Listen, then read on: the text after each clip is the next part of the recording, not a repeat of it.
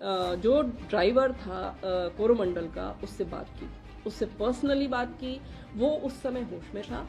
उसने बताया कि उसको सिग्नल ग्रीन मिला है। बस इतनी बात हुई है। उसके बाद से उसकी हालत गंभीर है और वो अभी अस्पताल में है, सीरियस है। दूसरी चीज़, जो ट्रेन थी यशवंतपुर एक्सप्रेस, उसका जो टीटी था, उसमें A1 में उसमें जो टीटी था, उससे भी मेरी पर्सनली बात हुई। उसने मुझे बताया कि उसको पीछे से कुछ आवाज़ सुनाई दी, बहुत ज़ोर की आवाज़ और बहुत एबनॉर्मल आवाज़। जब उसने वो पीछे की तरफ देखा तो उसे लगा कि कोई कुछ आ रहा है, कुछ ऑब्स्ट्रक्शन आ रहा है। उसको समझ में नहीं आया कि क्या है। और उसके बाद उसके A1 कोच के पीछे एक और जनरल बोगी थी, उसके बाद एक और जनरल बोगी थी और लास्ट वो गार्ड का डिब्बा था। वो दोनों डिब्बे ट्रेन से डिटैच हो गए। इसका वाला पोर्शन ये A1 में आगे था, एक डिब्बा आगे था, और इसका वाला पोर्शन जो यशवंतपुर एक्सप्रेस का था वो आगे चला गया और सेक्शन में वो सेफली चला गया।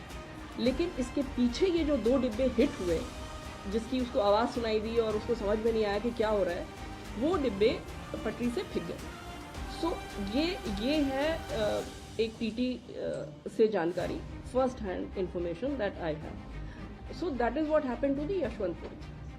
Are staff, let me tell you, and जो गार्ड था, ये जो आयरन ओर की ट्रेन थी, उससे भी मेरी बात हुई।